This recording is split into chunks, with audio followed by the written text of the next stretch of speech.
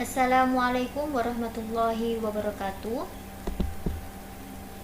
Perkenalkan, kami dari kelompok yang berkontakan pertama Yunina Rohmah dengan NIM 12204193050, dan kedua saya sendiri yaitu Siti Fadiana Sukamawarti dengan NIM 12204193055 dari jurusan Tadris Matematika kelas 6A.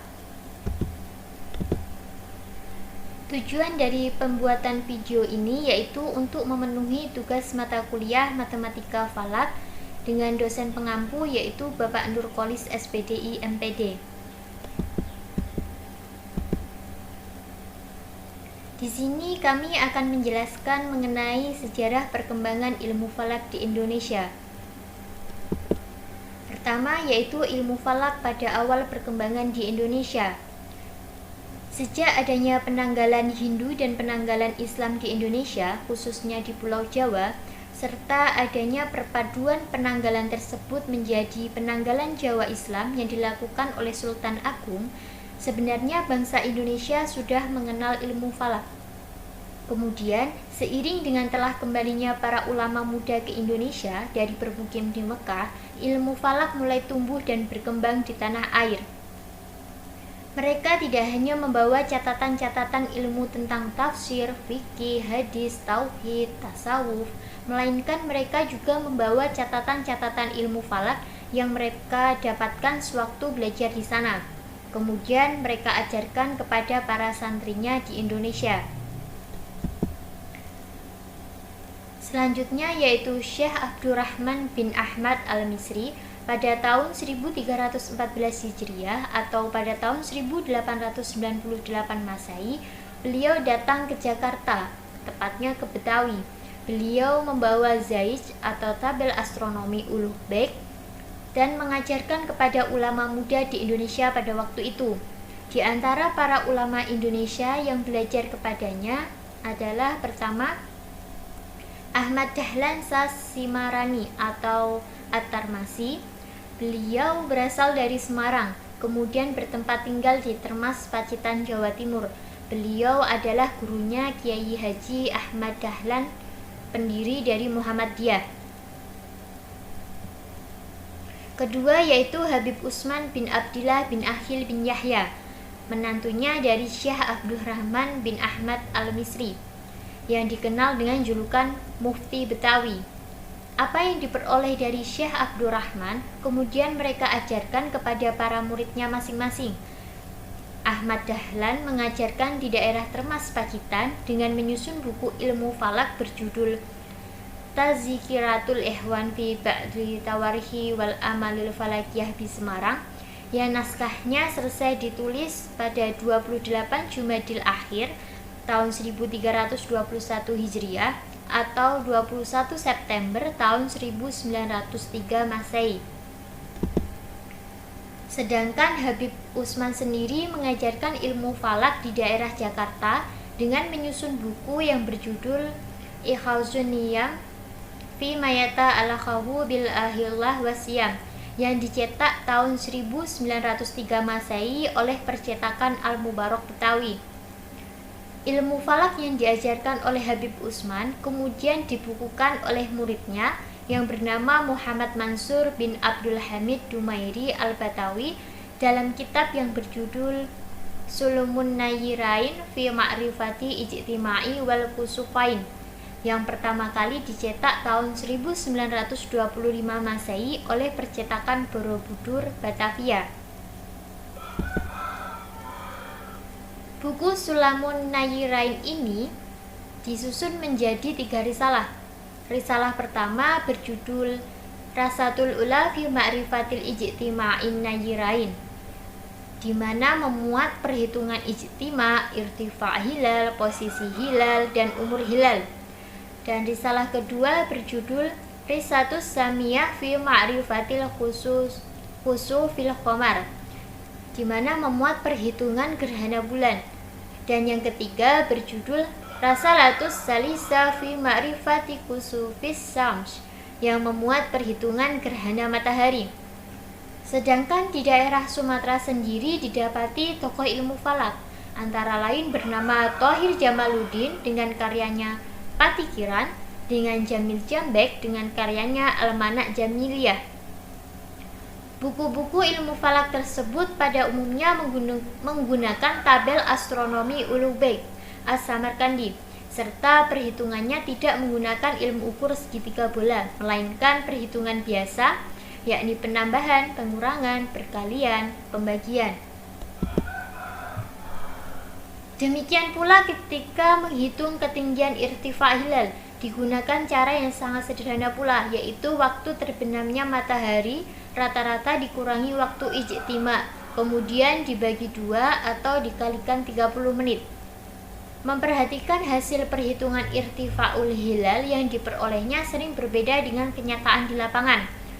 Oleh karena itu, para ahli hisab dewasa ini mengklasifikasikan sistem hisab semacam ini sebagai sistem hisab hakiki takribi, karena hasil perhitungannya yang dilakukan menunjukkan tingkat kurang lebih atau perkiraan. Seperti itu. Selanjutnya, materinya akan dijelaskan oleh saudari Yunina Rohmah. Baik, untuk fase yang kedua yaitu ilmu falak pada perkembangan baru di Indonesia. Dengan adanya buku-buku ilmu falak yang menggunakan kaidah-kaidah segitiga bola, misalnya Taghribul Maqsad fi Amali Birrubu'il Mujayyabi karya Syekh Muhammad Mukhtar bin Atarid Al-Bukhari yang kemudian menetap di Mekah. Buku ini diterbitkan pada Kamis 26 Juni 1913 Masehi. Buku yang berjudul Al-Matla'us Sa'id fi Hisabil Kawakib ala Rashdil Jadid karya Syekh Husain Zaid dari Mesir yang dibawa pulang oleh salah seorang jamaah haji pun ternyata membawa pengaruh yang cukup besar dalam perkembangan dan kemajuan ilmu falak di Indonesia. Bukan cuma itu, ternyata banyak ahli falak yang sangat berpengaruh pada perkembangan ilmu falak di Indonesia, yaitu antara lain Muhammad Ma'sum bin Ali al-Maskumambani al-Jawi.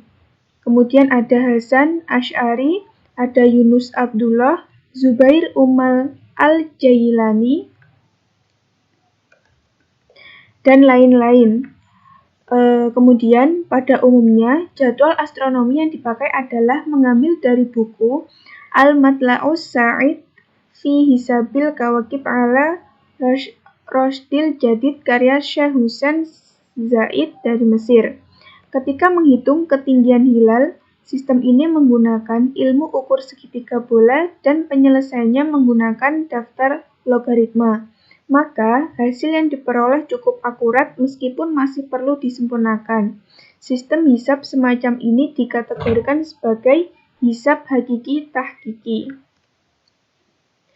Untuk fase yang selanjutnya yaitu ilmu falak pada perkembangan lanjut. Setiap kali melihat perkembangan ilmu falak di Indonesia, pasti menjumpai nama Sajuddin Jambek dan Datuk Sampono Rajo, seorang ahli ilmu falak kelahiran Bukit Tinggi 29 Rabiul Awal 1329 Hijriah atau 24 Maret 1911 Masehi, yang kemudian bermukim di Jakarta. Ia meninggal hari Selasa 11 Zulhijjah 1397 Hijriah atau 22 November 1977 Masehi di Jakarta. Karyanya di bidang ilmu falak antara lain Waktu dan Jadwal, ada Almanak Jamiliyah. Kemudian pada tahun 1993, Drs. Haji T. Taufik beserta putranya atas biaya Departemen Agama Republik Indonesia menyusun program software data astronomi yang dikenal dengan Hisab to Windows versi 1.0 yang hasilnya juga mirip dengan Nautical Almanac atau semacamnya. Kemudian pada tahun 1998, program ini disempurnakan dan berganti nama menjadi WinHisab versi 2 dengan hak lisensi pada Badan Hisab Ruqyat, Departemen Agama Republik Indonesia. Di antara isi program ini adalah data astronomi berupa matahari dan bulan, juga keperluan perhitungan pengukuran arah kiblat, waktu awal sholat, awal bulan dan gerhana, baik gerhana matahari maupun bulan. WinHisab ini dikenal dengan sistem ephemeris hisab ruqyat atau sistem ephemeris. Untuk fase yang selanjutnya adalah ilmu falak pada komputer. Dengan adanya perbedaan hari raya Idul Fitri tahun 1992, 1993, dan 1994 ternyata membawa hikmah bagi perkembangan ilmu falak. Perbedaan itu di samping karena adanya perbedaan sikap terhadap laporan hasil ruqyat pada saat itu, disebabkan pula oleh adanya perbedaan hasil hisab yang berkembang di Indonesia. Dalam kesempatan ini muncul program-program software yang menyiapkan data sekaligus melakukan perhitungan, hingga program ini dirasa lebih mudah bagi pemakainya. Program-program ini misalnya Mawaqit yang diprogram oleh ICMI Korwil Belanda pada tahun 1993, program Falakiyah Najmi oleh Nuril Fuad pada tahun 1995. Baik, terima kasih penjelasan mengenai sejarah ilmu falak di Indonesia dari kami. Semoga bermanfaat. Wassalamualaikum warahmatullahi wabarakatuh.